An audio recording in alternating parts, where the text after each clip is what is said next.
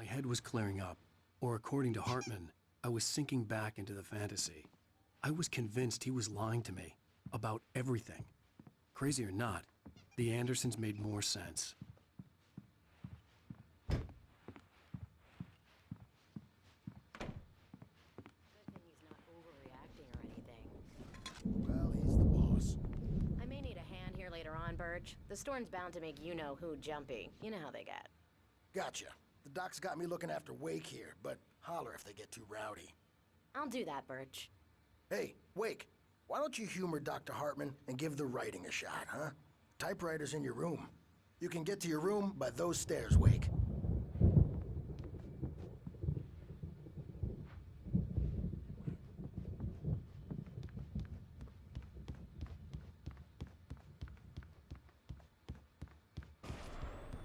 Something's wrong. I'm not myself. It's hard to think that there's a shadow inside my head. I can only focus on writing. Everything else is a blur. I'm trapped in this cabin. Have been for days, but it's always dark outside. My editor is real. I saw her again. She's not human. It's not human. A dark presence is wearing the old woman's face. She was covered in clinging shadows. There's a hole in her chest where her heart should be. I think I've made a horrible mistake. I don't think I'm any closer to saving Alice. It's been lying to me, using me to get the story it wants, and the story will come true.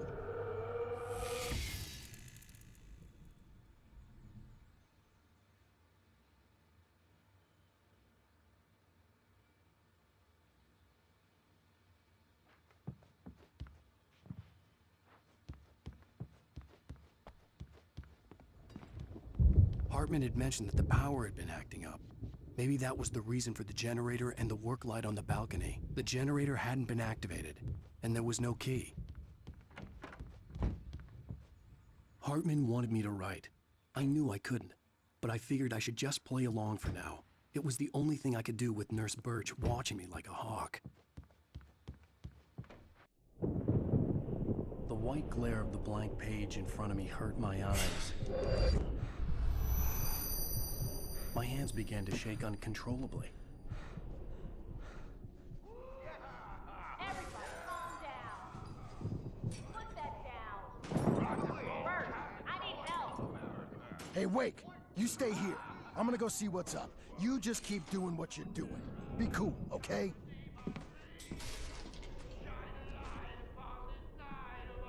I didn't know what the chaos was all about, but it could be my only chance of getting out of here. Where the hell did he get a damn hammer? I don't know. Here's a friendly poke from Mjolnir, wench! Hartman kept talking, giving Barry the grand tour, clearly proud of the place. He went on and on about his hunting trophies, and Barry was impressed. But he was here on business. He raised his voice, cut through the monologue. Hey, Hartman, where's Al? Hartman stopped in mid-sentence, annoyed at the interruption. He nodded at the hulking orderly standing nearby. The man smiled and clapped a practiced hand on Barry's shoulder. Afraid of the crazy brothers, are ya? Not so weak now, are we? Well, things Sinclair were looked unraveling bad. fast, That wasn't a aren't love they? tap. The crazy old fart hit her hard. If she was one of Hartman's goons, she had it coming. I had to get to Hartman's Backstage is office. all He had yours, taken all Tom. my manuscript Seize your pages. destiny. That's where he'd been It's keeping my them. store. I'm taking it. We're on a comeback tour, baby. Come out and face the music, Birch. It's time to pay the piper. Hammer's Way will have it say, rise up in their name. The markings on the tape said they were Now, recordings Mrs. Wake, Hartman had made at can the you tell sessions me with his about patients. Alan's problems? I saw Alice's name on one of them. For a moment, I couldn't breathe right. He's so angry all the time. He's getting violent.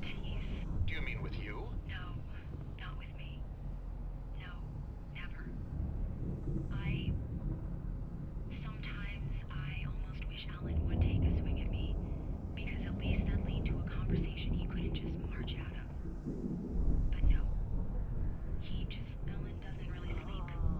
And the work, well, he's not writing at all. He's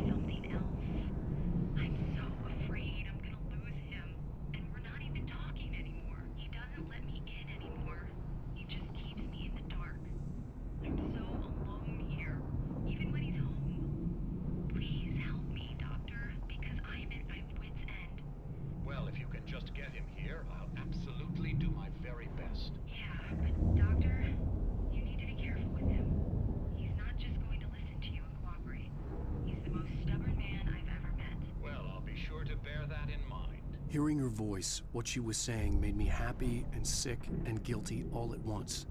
Worst of all, I recognized the words. The phone call from her. It had been a cut-up of this, just a recording.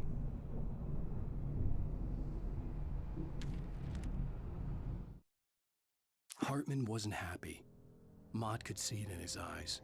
He quickly lowered his own. He had made a mess of it, and he knew it. The shame of failure was hard to bear. He hadn't expected Wake to say he needed more time, and he blurted out 2 days, less than Wake had asked for to show him who was in charge. But that wasn't part of Hartman's plan.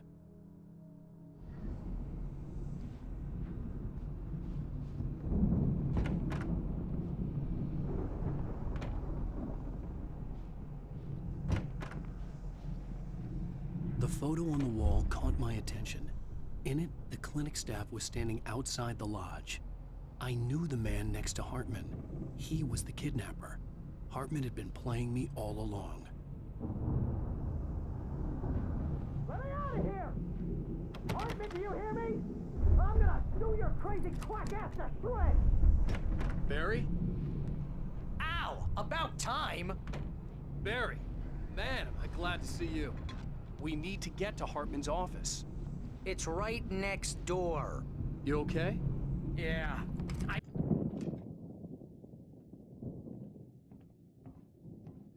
These were all the pages I had on me. And more.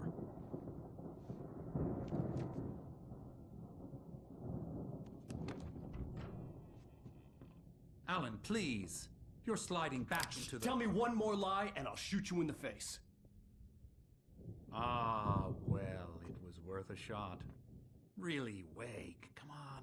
Let's work together on this. You have no idea... Hartman, shut up! Barry, get out of here. I'll catch up with you. Get a car. Oh, Al, let's just... Go! Wake, listen to me. This is a mistake. Don't you see? Together we can create something absolutely wonderful. With your ability and mine.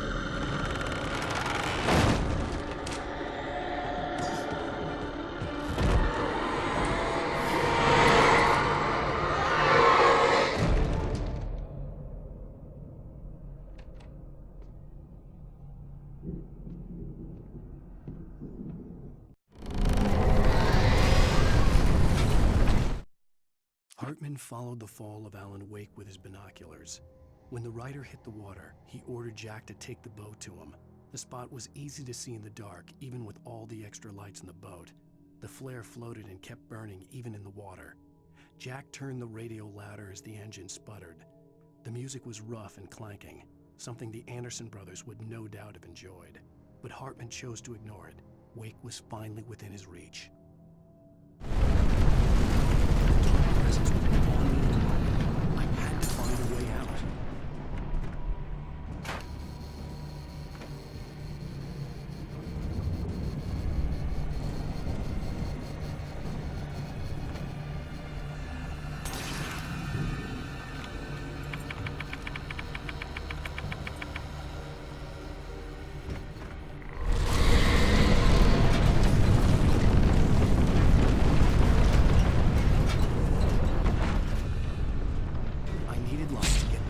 Bookshelves out of my way.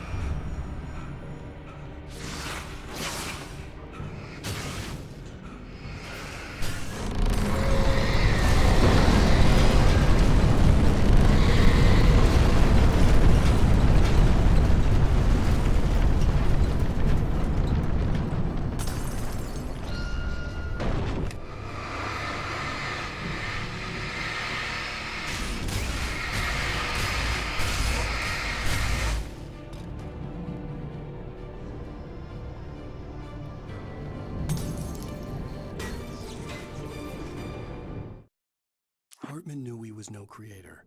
He had no ambitions on that front, and he certainly didn't want to end up like every artist he had worked with here, damaged in ways that were hard to describe, or worse. It was enough for Hartman to maintain creative control and provide direction, to be a producer. That was what most of these people were in need of anyway. Of course, suitable subjects were few and far in between.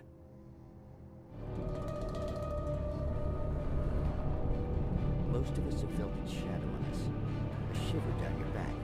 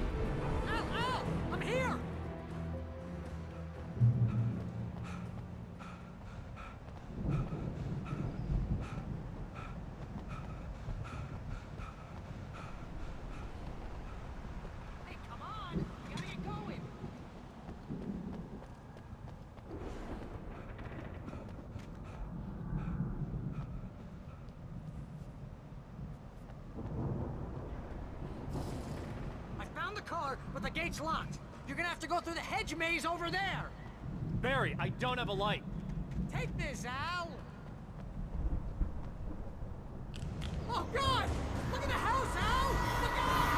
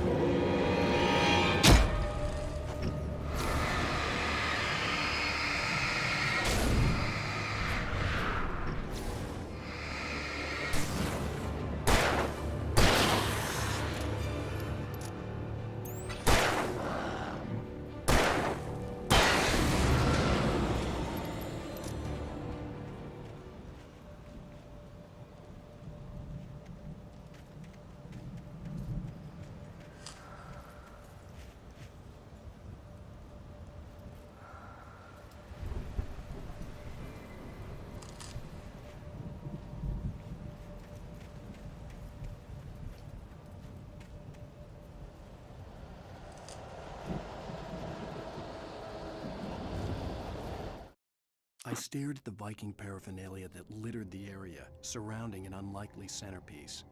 A full-size stage complete with an impressive sound system with all the trimmings, including a dragon. It took a special kind of crazy to build something like this in a remote field. When the sky split open with a deafening boom and the music started blasting, it felt strangely appropriate.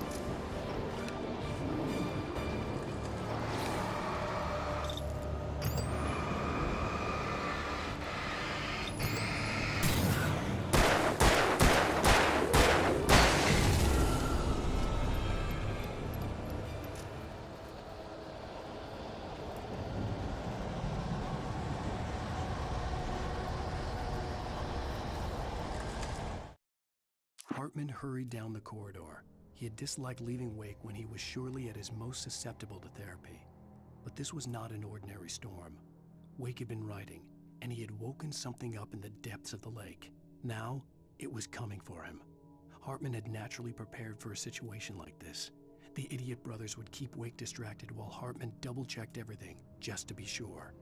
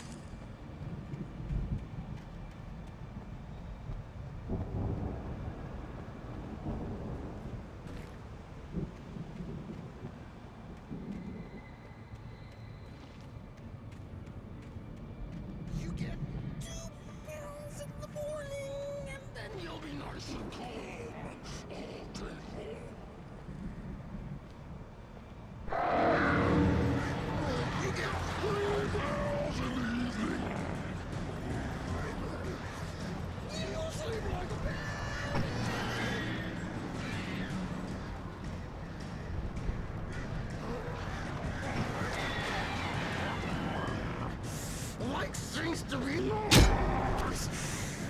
That way we don't have any trouble. And I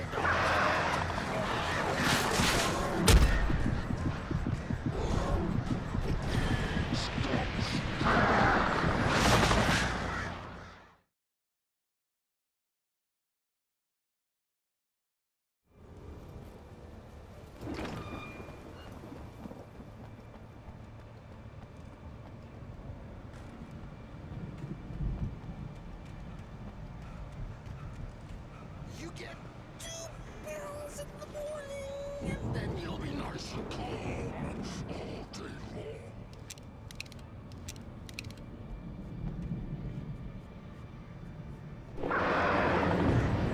You get 3 pills in the evening. You sleep like a baby.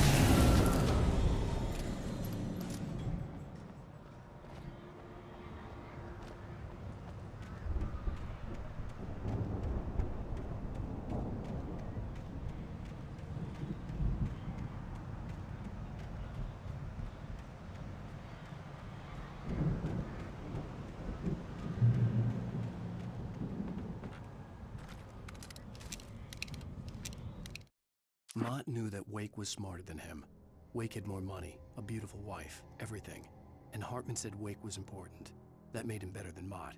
But Mott was calling the shots now. He'd expected Wake to whimper and grovel, but instead, he seemed willing to fight. Mott knew he'd gotten under Wake's skin. If only Mott actually had his wife. The thought made him shiver.